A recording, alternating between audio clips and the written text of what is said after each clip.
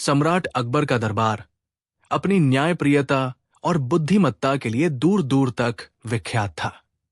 एक शांत दोपहर में, जब दरबार अपने उच्चतम गौरव पर था, एक वृद्ध जर्जर किसान फटे हालों में लड़खड़ाता हुआ आया। उसकी आंखों में गहरा दर्द और लाचारी साफ झलक रही थी। उसने कांपती आवाज में अपनी व्यथा सुनाई।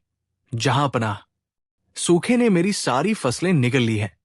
साहूकार ने कर्ज चुकाने के लिए मेरी थोड़ी बहुत जमीन भी हड़पने की धमकी दी है।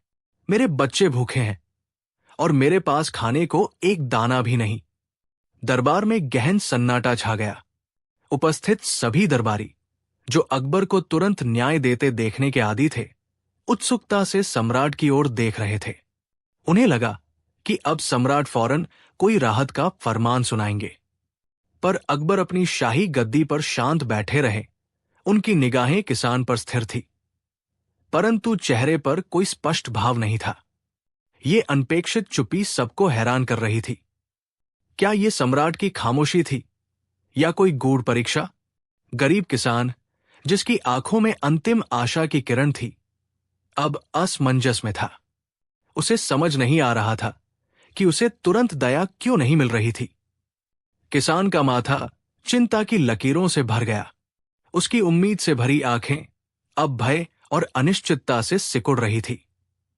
वो घुटनों पर बैठा, अकबर के एक शब्द के इंतजार में, पर उस शब्द की जगह सिर्फ गहरी, असनियत चुप्पी थी।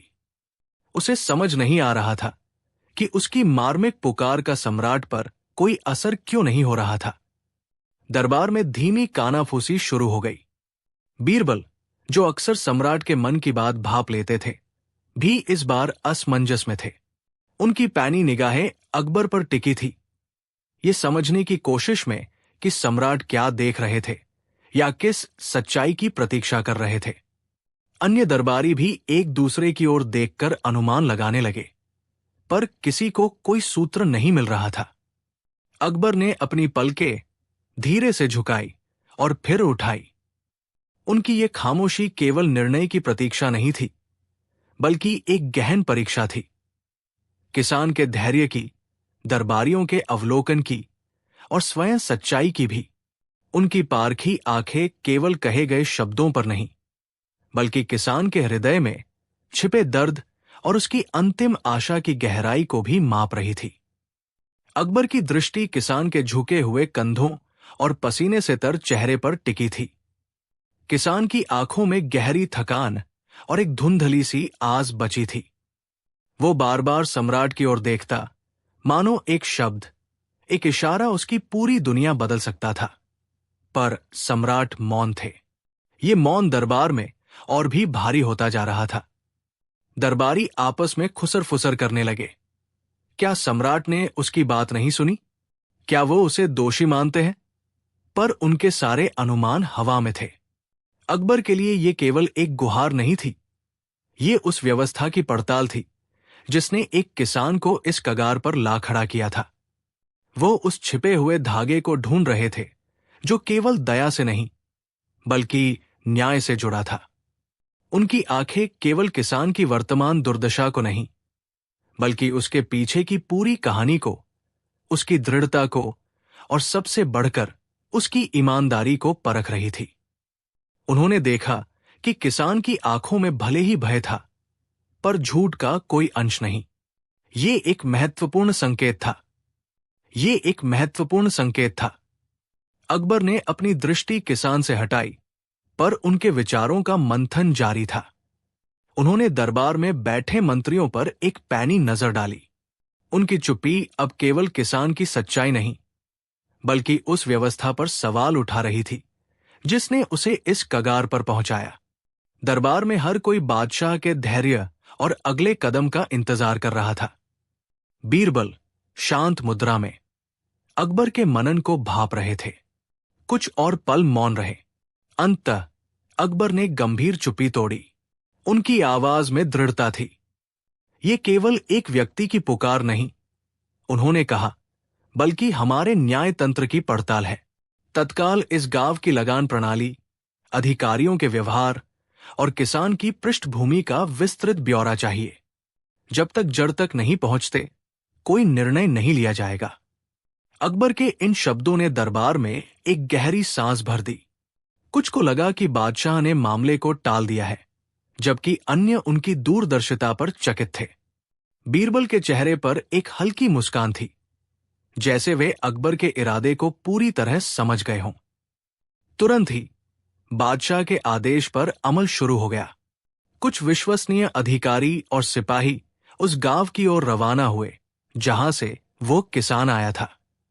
किसान, जो अभी भी घुटनों के बल बैठा था, भ्रमित और थका हुआ लग रहा था।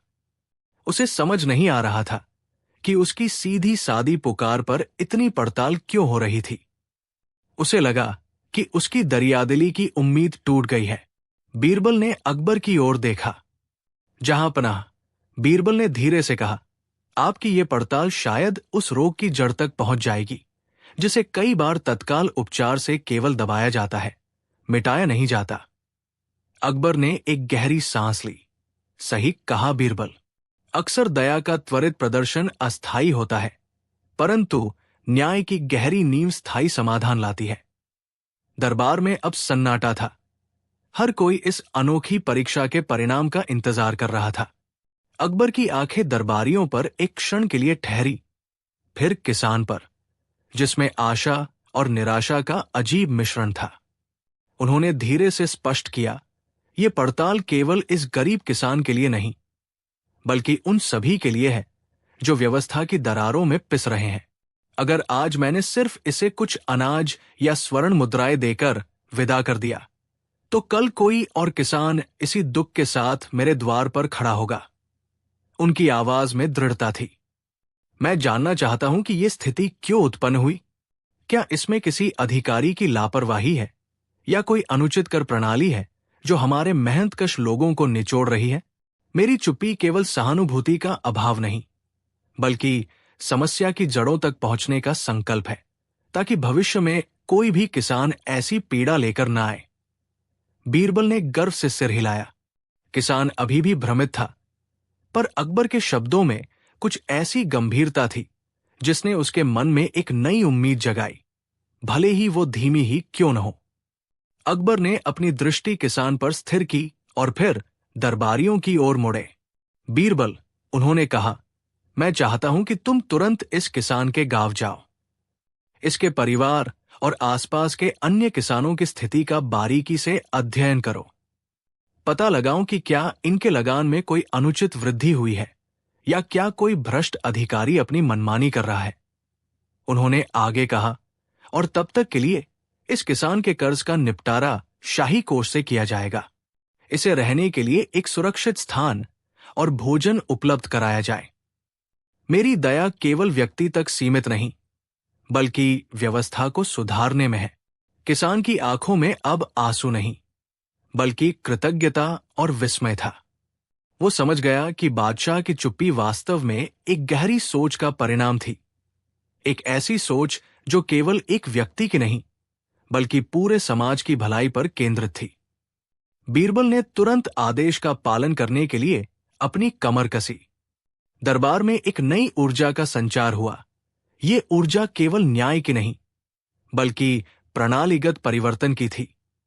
बीरबल की देखरेख में किसान को तुरंत एक सुरक्षित आश्रय और भरपेट भोजन उपलब्ध कराया गया। उसके परिवार की झोपड़ी की मरम्मत और खेती के लिए बैल व बीज का इंतजाम किया गया।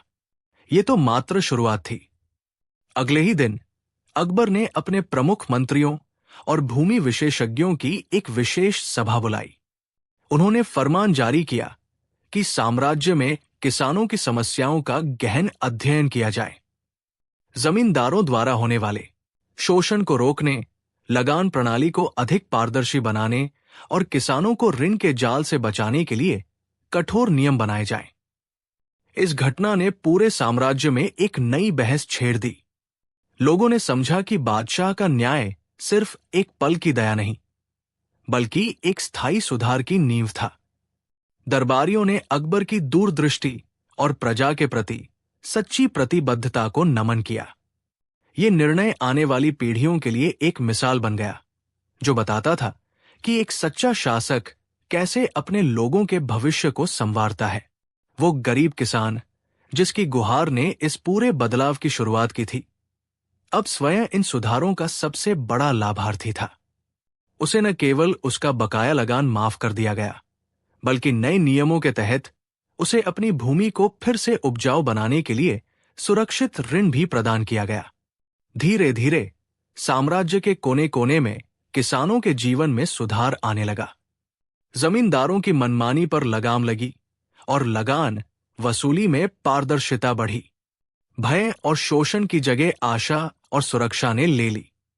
लोगों ने अब अकबर की उस चुप्पी को केवल क्षणिक उदासीनता नहीं, बल्कि गहरी सोच और दूरदर्शिता का परिणाम माना। वे समझ गए थे कि बादशाह ने एक व्यक्ति की तात्कालिक मदद करने की बजाय पूरे समाज के लिए न्याय का एक स्थायी मार्ग प्रशस्त किया था। ये केवल एक किसान की कहानी नहीं थी, बल्कि उस न्याय की कहानी थी जो भविष्य की पीढ़ियों को भी राहत देने वाला था।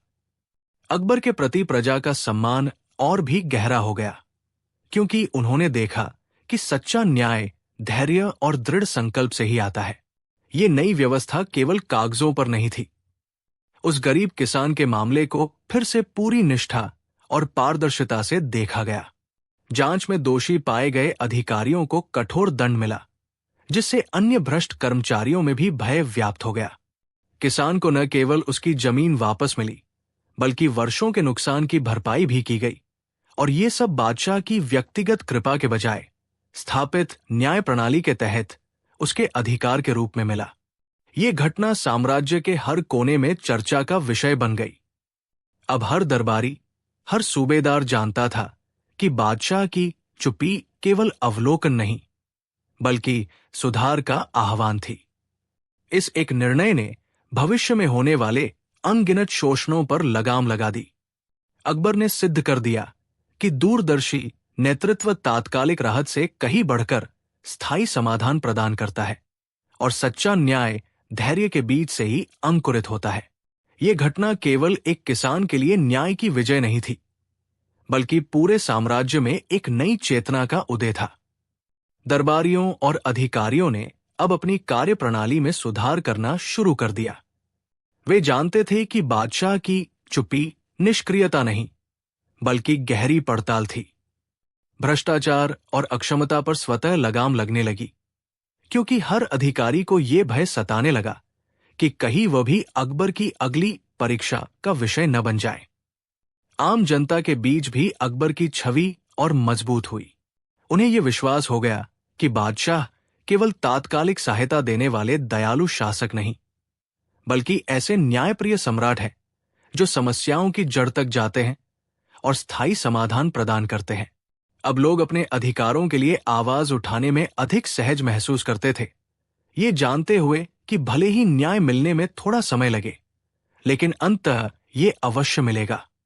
अकबर की ये अदृश्य निगरानी प्रणाली, जो उन्होंने अपनी रणनीतिक चुप्पी से स्थापित की थी, न्याय और सुशासन का आधार बन गई। ये प्रणाली सिर्फ तात्कालिक समाधान नहीं थी, बल्कि इसने पूरे साम्राज्य में ईमानदारी और जवाबदेही की गहरी नींव रखी। अकबर के गुप्तचरों का एक अदृश्य नेटवर्क सामान्य भेष में हर कोने से खबरें लाता था, सुनिश्चित करता था कि कोई भी अन्याय उनकी नजर से न बचे। दरबारियों और स्थानीय अधिकारियों को जल्द ही एहसास हुआ कि बादशाह की चुप्पी निष्क्रियता नहीं, बल्कि गहरी निगरानी है। इस अप्रत्यक्ष दबाव ने उन्हें अधिक निष्पक्ष और कर्तव्यनिष्ठ बनाया। गरीब किसान का मामला, जो एक त्रासदी से शुरू हुआ था, अब एक ऐसा उदाहरण बन गया जहां न केवल उसे स्थायी न्याय मिला, बल्कि उन प्रशासनिक खामियों को भी जड़ से सुधारा गया। अकबर की वो चुप्पी दरअसल एक दूरगामी परीक्षा थी, जिसमें अंततः सुशासन और चिरस्थायी न्याय की ही विजय हुई, और जिसने उन्हें सचमुच महान बनाया। यह घटना केवल एक गरीब किसान के लिए न्याय का प्रतीक नहीं बनी, बल्कि पूरे साम्राज्य में प्रशासनिक सुधार और सुशासन की एक नई लहर ले आई। दरबारियों और अधिकारियों को अब हर निर्णय लेने से पहले 100 बार सोचना पड़ता था, क्योंकि उन्हें पता था कि बादशाह की चुप्पी का अर्थ उनकी अज्ञानता नहीं, बल्कि गहरी पड़ताल हो सकती है। इस अप्रत्यक्ष निगरानी के तरीके ने राज्य के हर कोने में ईमानदारी और कर्तव्यनिष्ठा को बढ़ावा दिया। लोगों का अकबर के न्याय पर विश्वास अटूट हो गया। वे समझ गए कि बादशाह की दया केवल तात्कालिक राहत नहीं, बल्कि स्थायी समाधान की दिशा में एक सोची समझी रणनीति होती थी। इस किस्से को पीढ़ियों तक सुनाया गया, जो ये सिखाता रहा कि सच्चा न्याय कभी कभी धीरज, दूरदर्शिता और शांत अवलोकन में ही छिपा होता है। बादशाह अकबर का वो मौन मात्र एक क्षणिक प्रतिक्रिया नहीं था, बल्कि एक गहन योजना का पहला चरण था।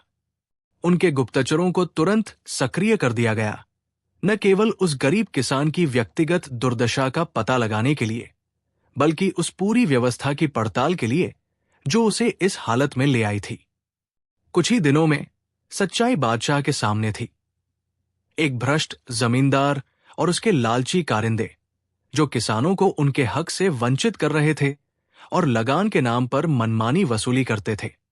किसान की बेबसी का कारण प्राकृतिक आपदा नहीं, बल्कि मानवीय लालच और कुशासन था। अकबर ने धैर्यपूर्वक सारी जानकारी एकत्र की। अब समय था अपनी रणनीति के अगले कदम का। उन्होंने न केवल उस किसान को न्याय दिलाने का निश्चय किया, बल्कि एक ऐसी मिसाल कायम करने का भी जिससे भविष्य में कोई और किसान ऐसी दुर्दशा का शिकार न हो। यह सिर्फ उस एक किसान की भूख मिटाने का मामला नहीं था, बल्कि एक समूची व्यवस्था को सुधारने का प्रश्न था, ताकि राज्य में हर कोई निष्पक्षता और सम्मान के साथ जी सके। अकबर ने तुरंत कोई आदेश जारी नहीं किया, जिससे कई दरबारी आश्चर्यचकित थे। किसान की दयनीय हालत देखकर भी शहंशाह ने उसे तुरंत अनाज या धन देने का हुक्म नहीं दिया। इसके बजाय उन्होंने दरबार में एक विशेष बैठक बुलाई। उस बैठक में उन सभी अधिकारियों को बुलाया गया जिन पर भूरा जज्ब और किसान कल्याण का जिम्मा था। अकबर जानते थे कि केवल ऊपरी परत को ठीक करने से समस्या जड़ से खत्म नहीं होगी। उन्होंने उस किसान को दरबार में उपस्थित रहने का आदेश दिया, लेकिन उसे अपनी बात दोहराने को नहीं कहा। सम्राट की इस खामोशी ने दरबारियों में बेचैनी पैदा कर दी। ये उनकी एक सोची समझी चाल थी, ताकि दोषियों को अपनी हरकतों पर सोचने का मौका मिले और वे अपनी सफाई में झूठ गढ़ने की कोशिश करें। अकबर चाहते थे कि सत्य स्वयं बाहर आए, और इसके लिए उन्होंने एक विस्तृत और गुप्त जांच का जाल बिछाना शुरू कर दिया, जिसमें बीरबल की भूमिका अहम होने वाली थी। दरबार में अगले कुछ दिन भारी खामोशी और अनिश्चितता भरे रहे। किसान वही बैठा रहा, उसकी आंखों में उम्मीद और डर का अजीब मिश्रण था। सम्राट की चुप्पी ने दरबारियों में बेचैनी बढ़ा दी थी। वे फुसफुसाते, अनुमान लगाते कि आखिर इस रहस्यमय प्रतीक्षा का क्या अर्थ है। कुछ को लगा कि अकबर शायद किसान की सच्चाई पर संदेह कर रहे थे, जबकि अन्य को यह किसी गहरी चाल का आभास हुआ। इस बीच बीरबल ने अपनी भूमिका निभानी शुरू कर दी थी। उन्होंने भेष बदलकर उस गांव का दौरा किया जहां से किसान आया था। वे आम ग्रामीणों से मिले, पटवारियों और स्थानीय अधिकारियों के खातों की गुप्त रूप से जांच की। उन्हें जल्द ही पता चला कि किसान की समस्या केवल एक व्यक्तिगत घटना नहीं थी, बल्कि ये भ्रष्टाचार और अव्यवस्था के एक बड़े मकड़जाल का हिस्सा थी, जो शाही खजाने को भी नुकसान पहुंचा रहा था। बीरबल ने हर छोटी बड़ी जानकारी सावधानी से इकट्ठा की, जिसे वे बाद में सम्राट के सामने ठोस सबूतों के साथ पेश कर सकें। अकबर ने अपनी खामोशी से दोषियों को ढील दी थी, और अब बीरबल उनके लिए जाल बुन रहे थे। बीरबल पुख्ता सबूतों के साथ शाही दरबार में लौटे। अकबर ने तुरंत एक विशेष दरबार आहूत किया, जिसमें सभी संबंधित अधिकारी, पटवारी और दरबारी उपस्थित थे। बीरबल ने एक एक करके सभी दस्तावेज, ग्रामीणों के बयान और अपने गुप्त दौरे से मिली जानकारियां सम्राट के सामने रखीं। उन्होंने विस्तार से बताया कि कैसे पटवारी से लेकर बड़े अधिकारियों तक ने मिलकर किसानों का शोषण किया और शाही खजाने को चूना लगाया। गरीब किसान की दुर्दशा, जिसके आवेदन पर अकबर ने अपनी चुप्पी साधी थी, अब एक बड़े षड्यंत्र का हिस्सा थी। अकबर ने गंभीरता से सब कुछ सुना। उनके चेहरे पर अब उदासीनता नहीं, बल्कि न्याय करने का दृढ़ संकल्प था। उन्होंने घोषणा की कि उनकी खामोशी एक परीक्षा थी, व्यवस्था में छिपे भ्रष्टाचार को जड़ से उखाड़ने की। सम्राट ने सभी दोषी अधिकारियों को तत्काल गिरफ्तार करने, उनकी संपत्ति जब्त करने और कठोर दंड देने का आदेश दिया। उस गरीब किसान को न केवल उसका बकाया मुआवजा मिला, बल्कि उसे सम्मान के साथ नए सिरे से खेती करने के लिए शाही सहायता भी प्रदान की गई। ये घटना पूरे साम्राज्य में आग की तरह फैल गई। लोगों ने अकबर की बुद्धिमत्ता और न्यायप्रियता की भूरी भूरी प्रशंसा की। जो अधिकारी अब तक भ्रष्टाचार में लिप्त थे, वे भयभीत हो गए और अपने तौर तरीकों पर पुनर्विचार करने लगे। अकबर ने घोषणा की कि भविष्य में ऐसी किसी भी शिकायत को गंभीरता से लिया जाएगा और दोषी को किसी भी कीमत पर बख्शा नहीं जाएगा, चाहे उसकी पदवी कितनी भी बड़ी क्यों न हो। किसान रामदीन ने शाही सहायता से अपनी बंजर हो चुकी भूमि पर फिर से हल चलाया।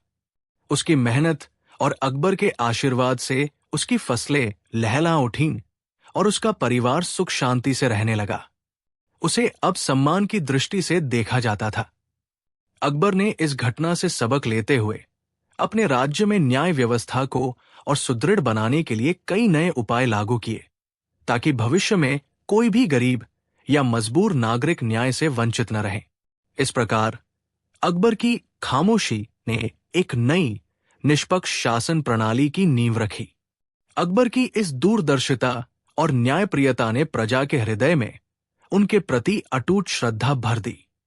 अब किसी भी कोने से अन्याय की शिकायत आती तो उसे त्वरित और निष्पक्ष सुनवाई मिलती, जिससे हर नागरिक को न्याय मिलने का विश्वास हो चला था। मंत्रियों और दरबारिगणों ने भी समझा कि बादशाह की खामोशी अक्सर गहरी सोच और समस्या के स्थायी समाधान की तलाश होती है, न कि उदासीनता। रामदीन की घटना एक मिसाल बन गई, जिसने बताया कि कभी-कभी तुरंत दया देना समस्या की जड़ को मजबूत कर सकता है, जबकि थोड़ी देर की परीक्षा एक मजबूत और न्यायपूर्ण समाज की नींव रख सकती है। ये सिर्फ एक किसान की कहानी नहीं थी, बल्कि ये अकबर की शासन कला का एक सुनहरा अध्याय था, जिसने उन्हें महान उपाधि के और करीब ला दिया।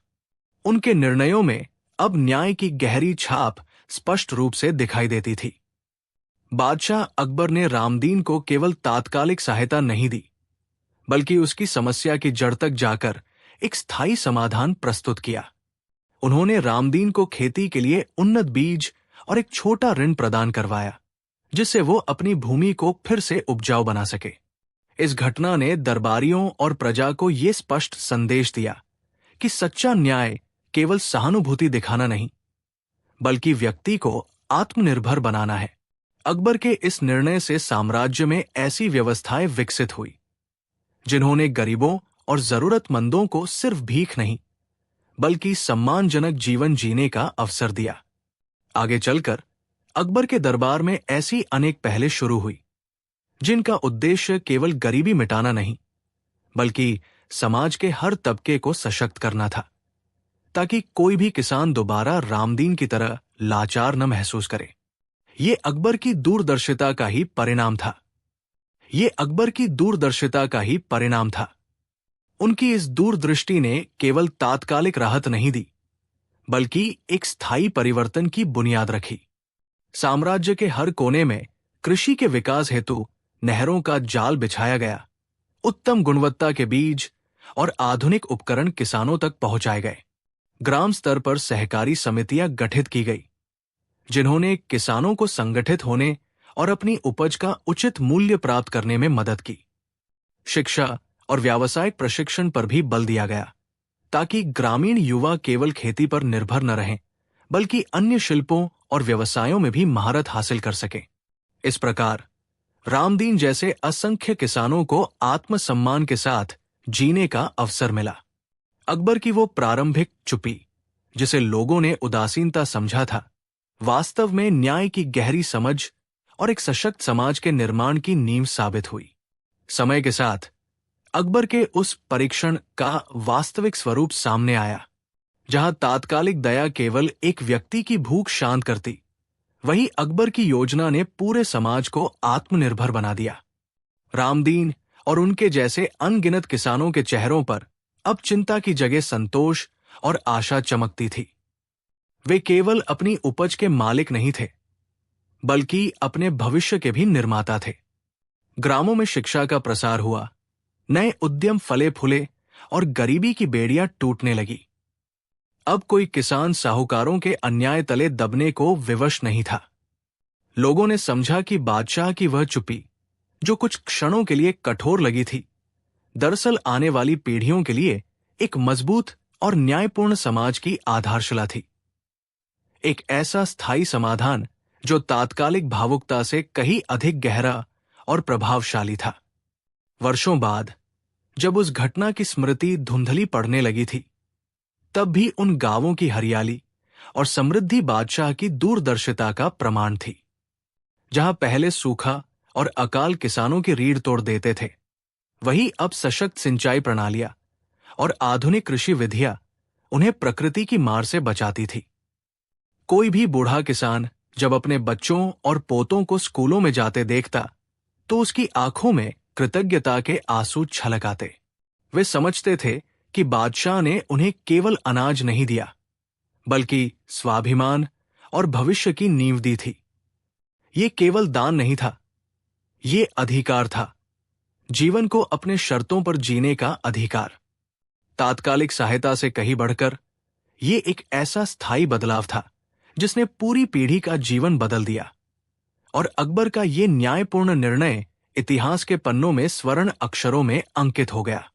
परंतु समय का पहिया चलता रहा और हर युग में नई चुनौतियां खड़ी होती है।